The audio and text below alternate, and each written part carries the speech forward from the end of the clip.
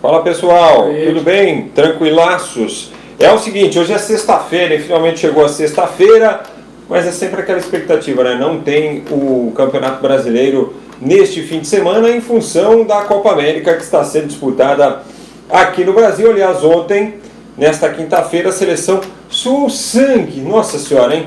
Para avançar às semifinais, vai enfrentar o vencedor de Argentina ou Venezuela, que vão se enfrentar hoje. E aí, a nossa pergunta da live é simplesinha. A gente só quer o seguinte: comente aí o que você quiser a respeito da seleção brasileira, o sofrimento que foi ontem, aquele 0-0 e a disputa por pênaltis, e palpite. Quem é que vai ser o adversário do Brasil, ou a Argentina, ou então a Venezuela? É claro que o João Antônio vai responder a pergunta do dia, mas a gente já começa, né, falando também do jogo da seleção. O João vai aos poucos analisando aí e a gente vai inserindo os detalhes para a nossa discussão enquanto você comenta. E eu também vou compartilhar a live e daqui a pouquinho falar da nossa promoção que está rolando lá no Instagram, tá bom? Tudo bem, João? Como é que tá? Grande abraço, Frank, grande abraço a todos, né?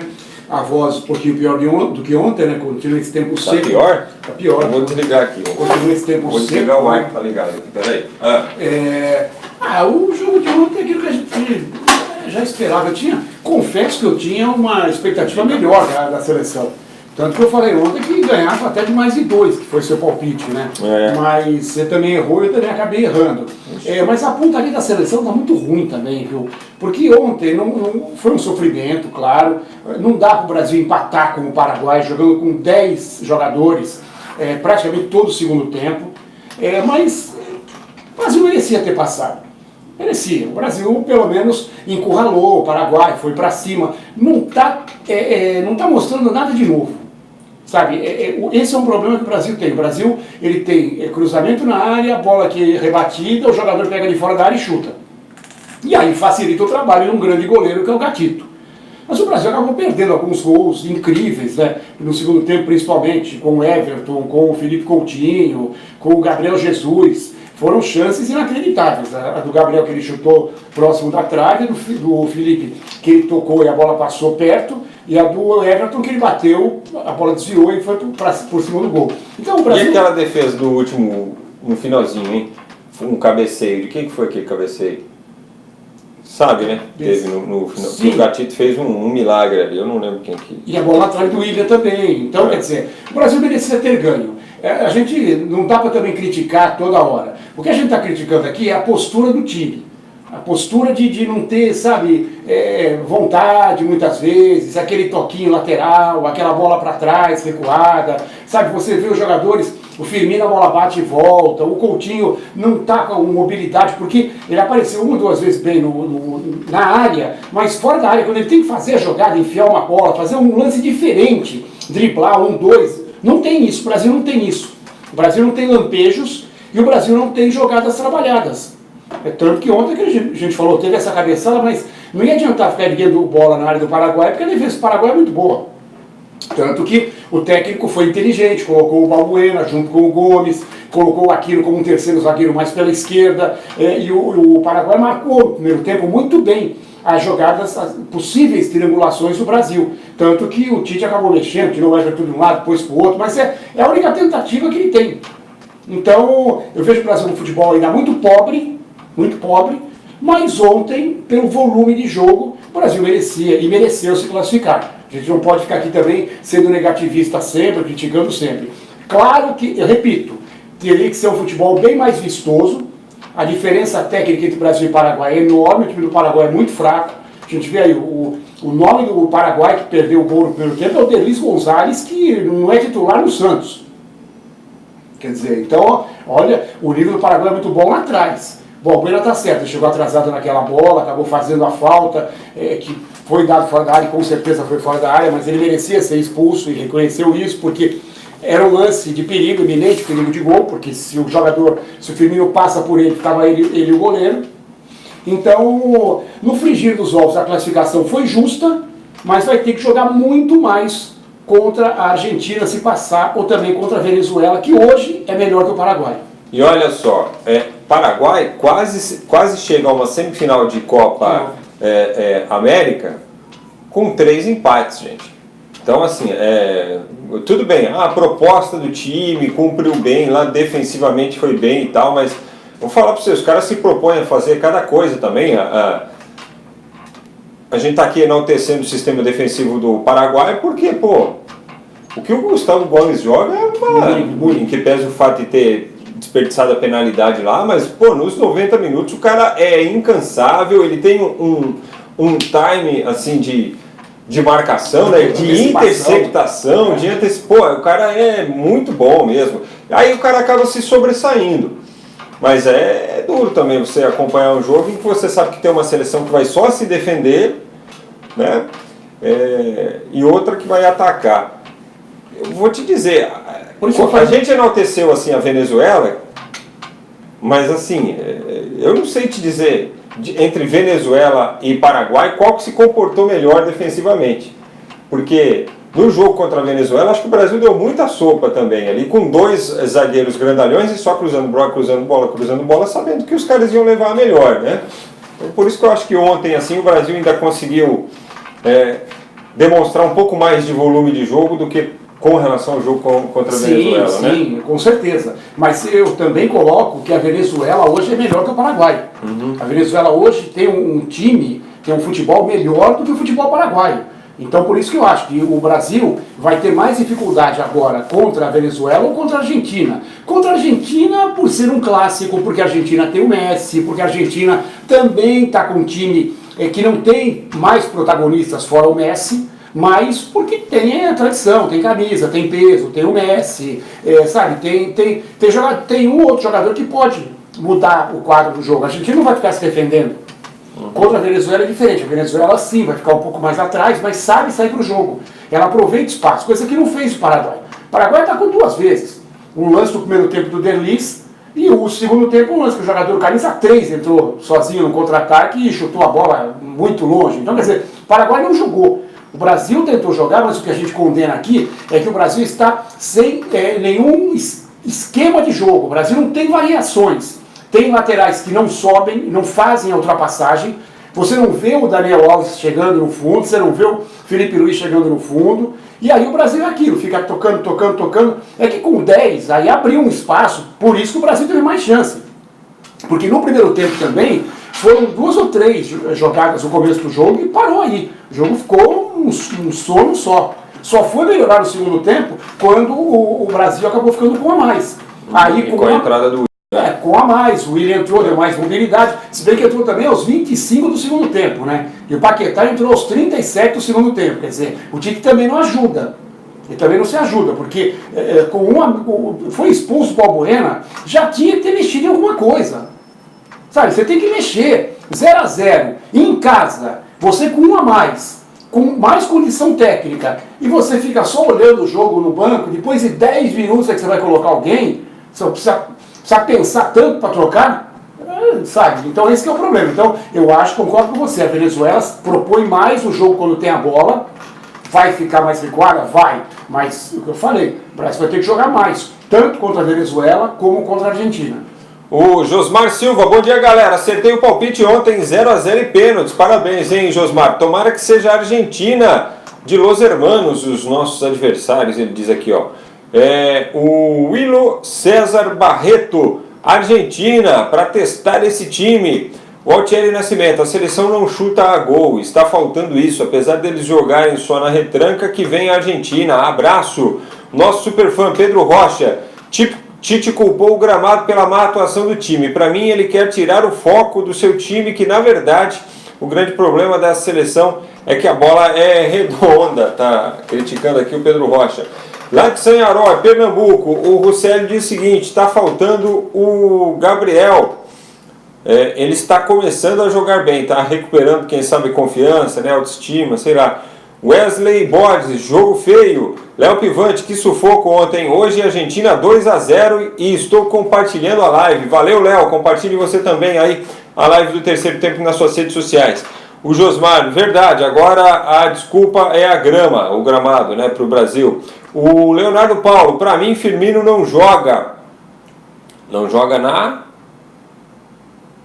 em algum lugar aqui. Tite esqueceu de chamar jogadores ótimos, viu? Protesto do Leonardo. Eduardo Lima, Chato e sem graça ver essa seleção jogar.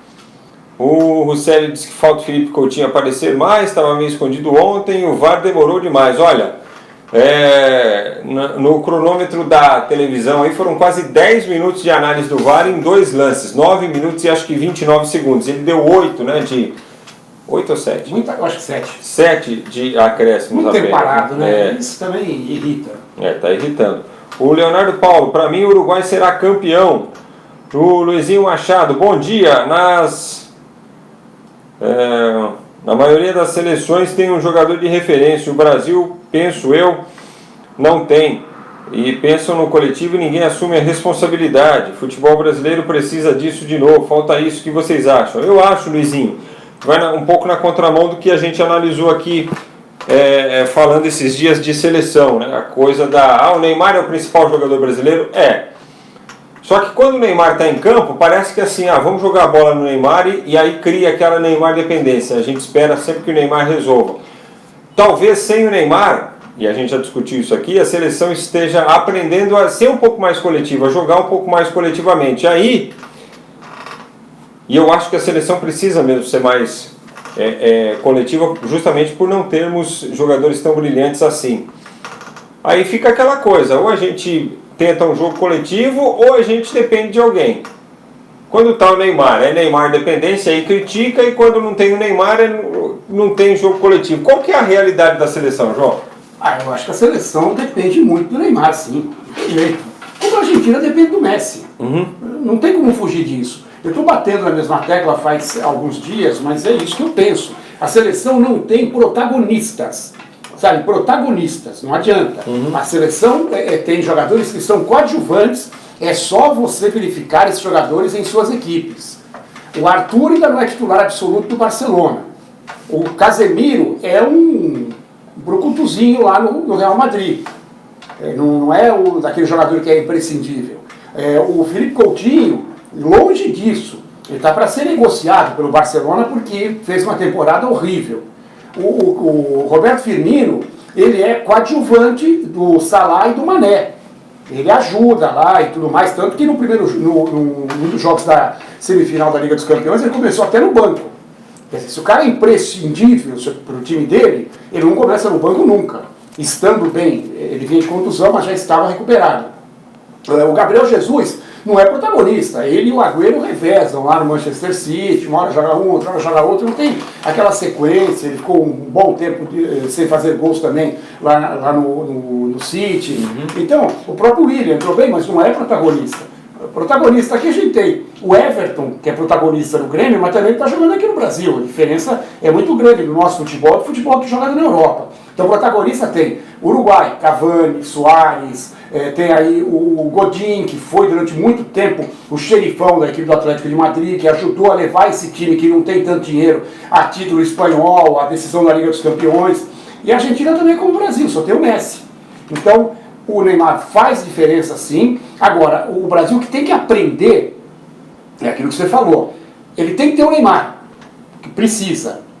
Só que quando o Neymar estiver em campo, o técnico tem que ter alternativas para não jogar a bola só no Neymar. Esse que é o problema, sabe?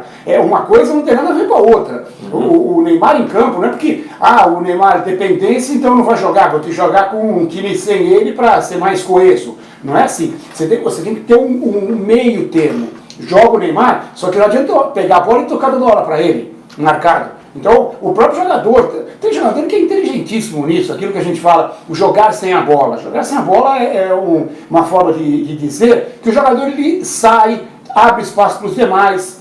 Só que o Neymar também ainda não aprendeu isso. Esse é o problema. O Neymar também é muito fominha.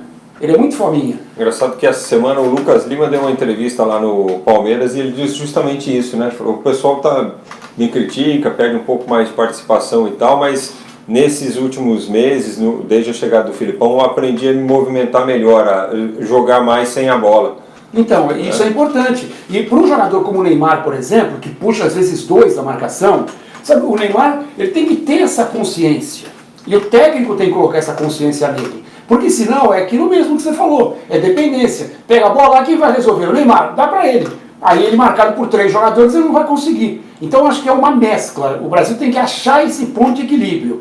Não tem jogadores tão talentosos, só tem um talentoso, então esse cara tem que jogar quando ele estiver bem, isso é imprescindível. Só que ele tem que aprender a jogar também para o time. Não é só o time jogar para ele também tem que jogar para o time. Um abraço para o Fábio Gomes, lá em Jacksonville, na Flórida, nos Estados Unidos. Ele escreve aqui, gol Argentina. O Sidney Medina, obrigado, viu, Fabião?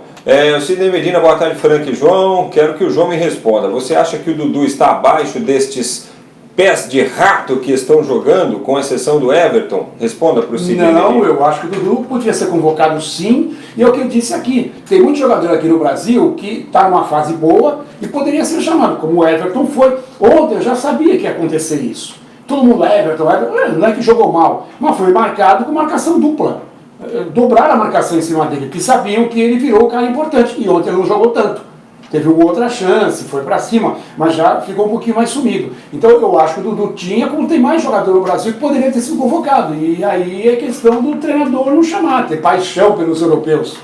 O Fábio Gomes diz aqui, Dudu não é jogador para a seleção, seria expulso no primeiro tempo. Acho que não. Acho que esses dias agora, aí de esquentadinho terminaram, viu, pro Dudu. Luca Arraes, o William entrou muito bem ontem no jogo, mudou o jogo. O Rosélio disse que o William foi o melhor jogador ontem. Eu acho que não. Eu acho que a gente tem que enaltecer o trabalho do Alisson, viu? Principalmente depois, assim... a gente vai falar sobre isso quando a gente for falar dos pênaltis. Riverino Teixeira, Frank e João, amigos, seria legal a Argentina, mas acho que vai dar Venezuela. Parabéns pelo trabalho. Ô Riva, grande abraço, meu irmão. Saudade, hein, bicho? Quando estiver aqui para São Paulo, avisa. Vem participar, vem fazer a live com a gente. E viva Jundiaí. O Pedro Félix, boa tarde. Sabe qual é o problema do futebol brasileiro? Sei não. Muita formalidade para formar jogadores de base. Olha, no meu tempo de criança, no meu bairro tinha 3 campos e 2 quadras. E eram lotados de crianças jogando.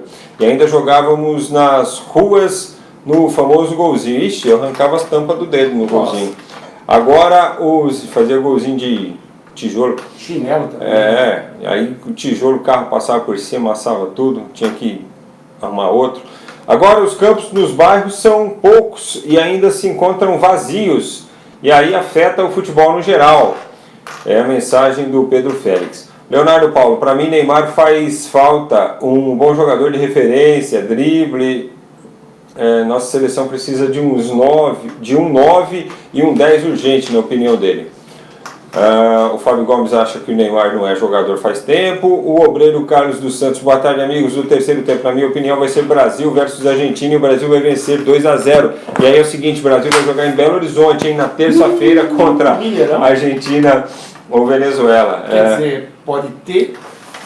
Não será o retorno, né? Porque o Brasil fez um jogo contra a Argentina nas eliminatórias, né? Que foi lá no Mineirão, Brasil 3-0, foi uma grande apresentação, era a Argentina do Balsa.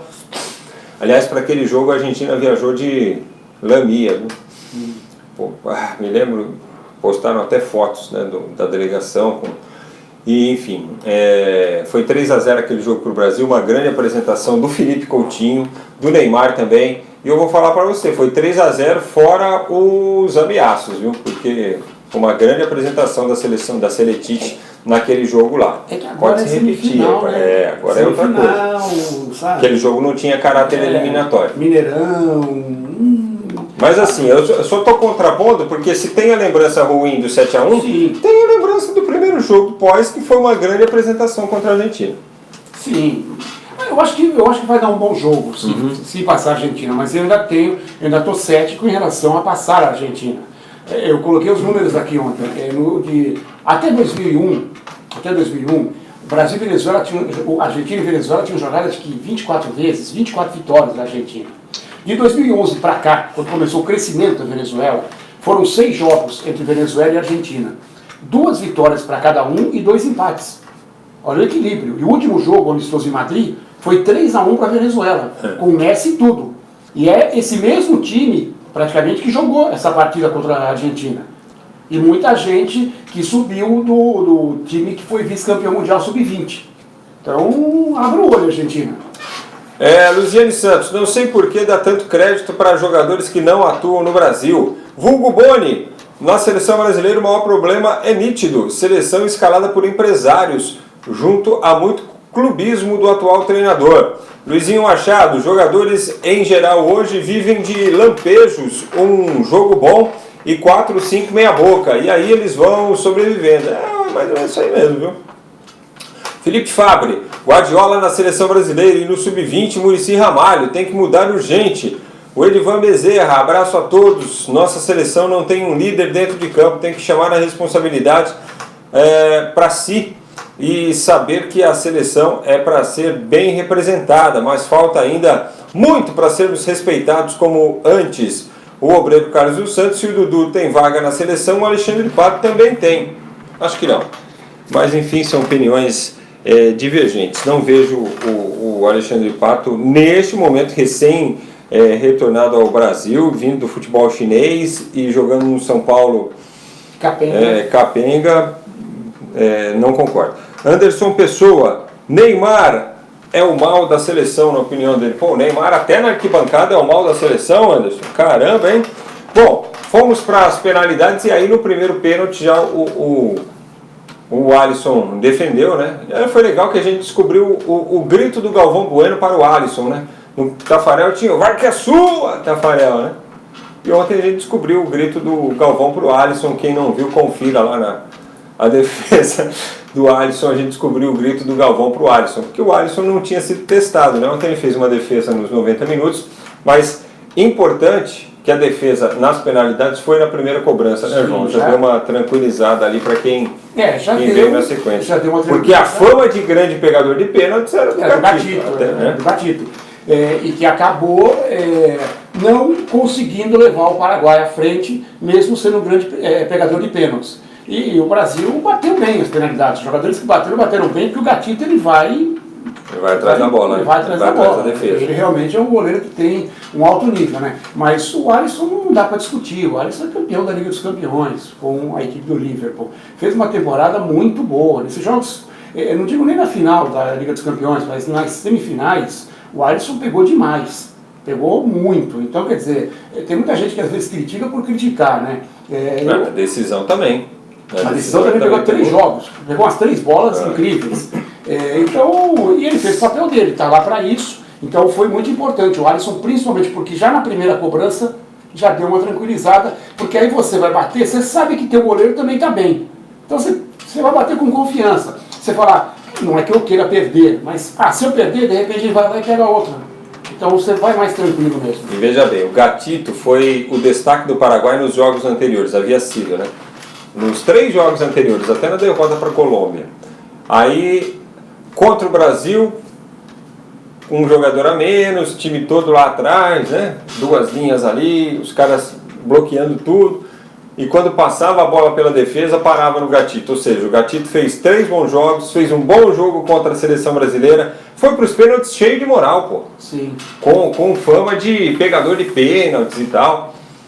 E aí na hora lá quem cresceu foi o Alisson, né? Então tem sim muito mérito do goleiro brasileiro também, e sem desmerecer o bom trabalho feito pelo Gatito, né? Sim, e é impressionante. A gente pode até discutir e falar que os chutes do Brasil saíram fracos durante os 90 minutos. Mas você vê como ele está numa fase muito boa, porque ele é seguro. Mesmo o chute saindo meio fraco, ele faz a defesa e ele está sempre bem colocado. Sempre bem colocado. Então, ele dificilmente dá rebote. Então, o Brasil chutou mal na maior parte das vezes, né? No segundo tempo perdeu algumas chances, mas as bolas que foram para o gol, independente de ser um pouco mais fraca, de qualquer jeito o Gatito fez defesas importantes, segurando a bola e ficando com ela, não dando rebote. Isso é a segurança do goleiro, né? Boa! Ô, João, só mandar mais abraço aqui para a Luziane Santos, que dá parabéns para o Alisson. O Roberto Silva é de Brasília, um abraço para você aí, Roberto.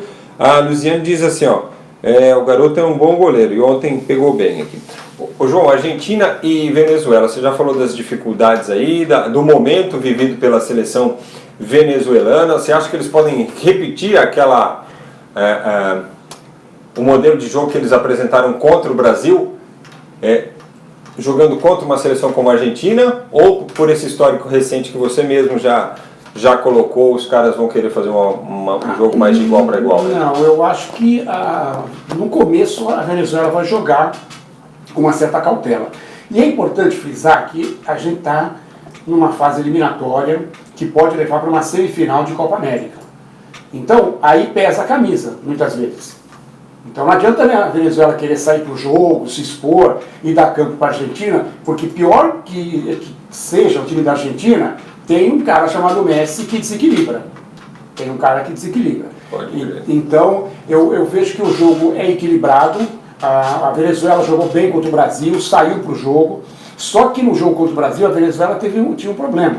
A defesa do Brasil também é boa. A defesa do Brasil é boa. Tanto que, com problemas ou sem problemas, o Brasil não foi vazado até agora. Não tomou nenhum gol até agora. É verdade. Então, o sistema defensivo, a gente pode criticar um monte de coisa do Tite, mas o sistema defensivo, ele arma bem. Ele sabe armar. Então, o Brasil, quando é atacado, ele vai bem, ele se defende bem. E a Venezuela chegou algumas vezes contra o Brasil, teve até uma chance clara com o Rondon quando o jogo estava 0-0. Aliás, ficou 0-0, né, no caso, mas o Rondon teve uma chance muito clara. E a Venezuela não teve essa facilidade pela defesa do Brasil. Contra a Argentina já é diferente. O sistema defensivo da Argentina não é lá essas coisas. Então, por isso que eu vejo que a Venezuela vai fazer um jogo mais fechado, roubando bola, saindo em contra-ataque e aí pegando uma Argentina despreparada, desprevenida. Por isso que eu acho que a Argentina corre muito risco.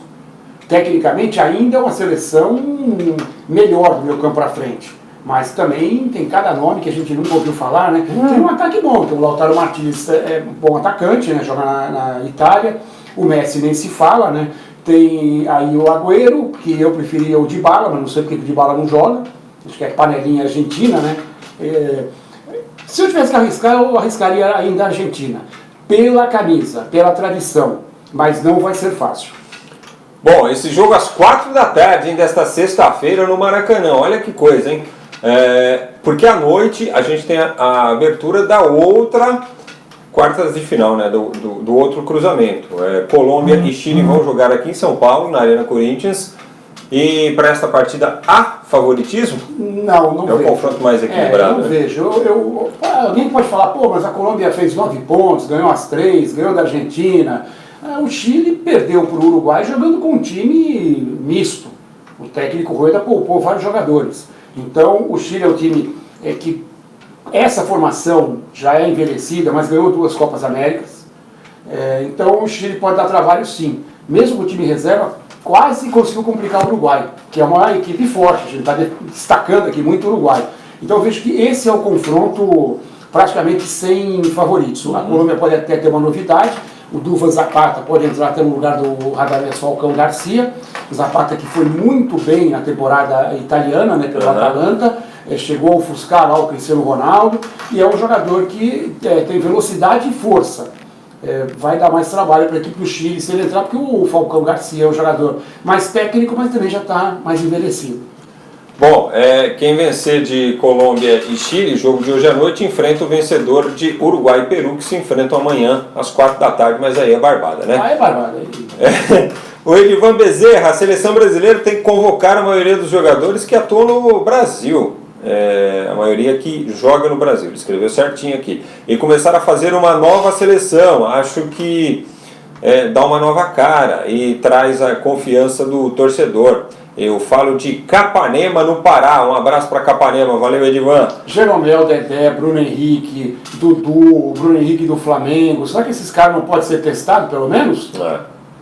Por que o Messi só joga bem no Barcelona e na seleção argentina ele tem dificuldades? Pergunta o obreiro Carlos dos Santos. Segundo Milton Neves, no Barcelona ele é um Messi, na seleção ele é um De Federico. Se bem que eu acho que o De Federico nunca foi para a seleção, deve ter ido para a base assim tal. Mas... Não tem dúvida que jogar com quem ele joga no Barcelona facilita, né? Evidente. Ele joga com vários jogadores de alto nível. Então é aquilo que a gente fala. Ele sabe jogar para o time. Quando ele vê que a coisa não está boa, ele se retrai. E aí dá espaço para o Neymar, quando o Neymar estava lá, para o Suárez, sabe? E aí, quando ele aparece na boa.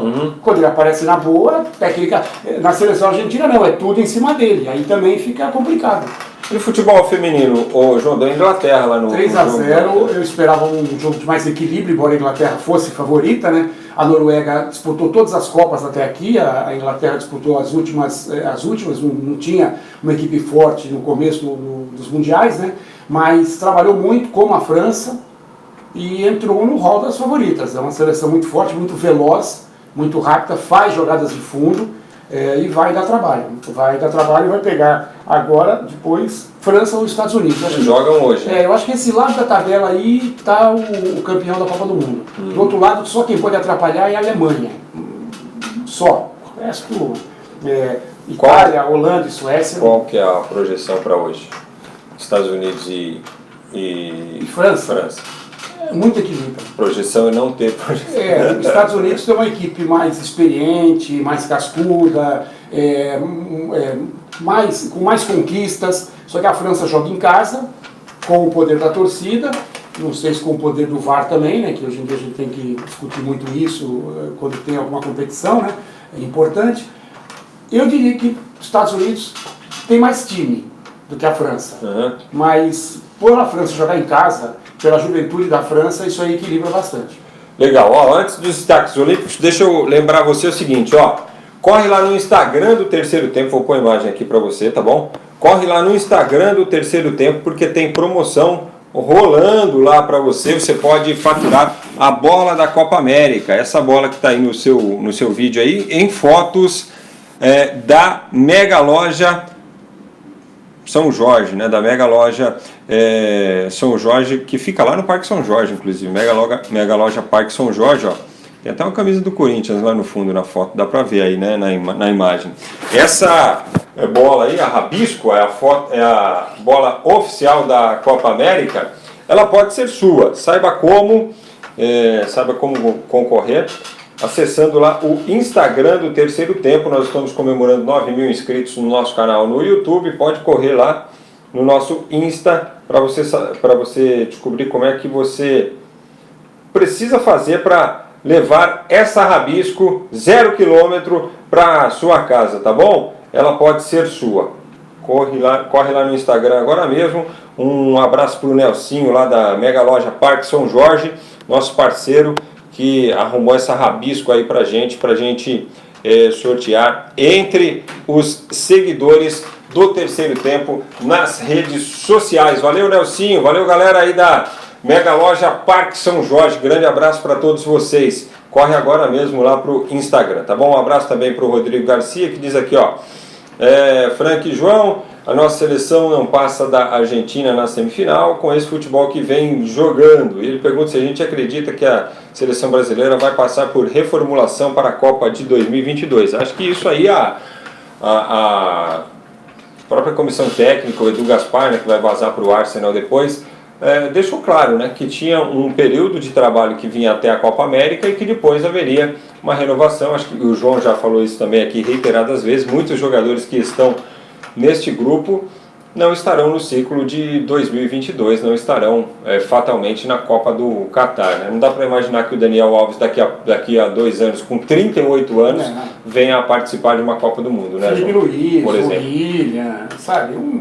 Isso é botar nos que tecnicamente vão cair nesse período, né? A gente está falando aí de jogadores que também não são tão jovens assim, como o Roberto Firmino, o Coutinho e o Gabriel Jesus são um pouco mais jovens, mas mesmo assim, não sei se eles vão manter o nível até a Copa de 2020. Então, muita coisa vai mudar. O que eu acho é o seguinte, perderam tempo, perderam 1 ano já, perderam 1 ano de trabalho. Por quê? Pelo medo de perder a Copa América em casa. Podem perder a Copa América em casa de qualquer jeito e com esse ano perdido. Então não vai ter resolvido nada. O Fábio Fernandes Lima, ele é de São Paulo e acha que a Argentina perde hoje, hein? Tem destaque olímpico, João? 2. A gente vai ter voleibol, né? A Liga das Nações masculina começa hoje mais um quadrangular. E o Brasil, que é o melhor time até aqui, com 11 vitórias e 1 derrota apenas, joga hoje contra a França. Adversário complicado, a França sempre tentando trabalho nos últimos tempos. Na Itália, Canadá é o próximo adversário, depois a Itália, o Brasil jogando esses 3 jogos, depois tem mais um um último triangular para se definirem as chaves da fase decisiva. E no badminton foi definida a equipe do PAN. Aos poucos o Brasil vai ganhando uma cara, né, para os Jogos Pan-Americanos de Lima. O Igor Coelho é o principal jogador do Brasil, ele que atua fora do país, está lá já há algum tempo, né, junto com o Arthur Pomoceno, o Francielton Farias, o Fabrício Farias, a Fabiana Silva, Jaqueline Lima, Sânia Lima e Tamires dos Santos. Badminton tem disputa simples, duplas e duplas mistas. O obreiro Carlos dos Santos pergunta se o Gabriel pode ser, o Gabigol, né, pode ser o camisa 9 da seleção brasileira. Olha, ele foi, acho que na última Copa América era ele, né, 2016. Mas ele também não é centroavante, né? Ele gosta mais de jogar pelo lado. Eu acho que naquela seleção com o Dunga, acho que era ele.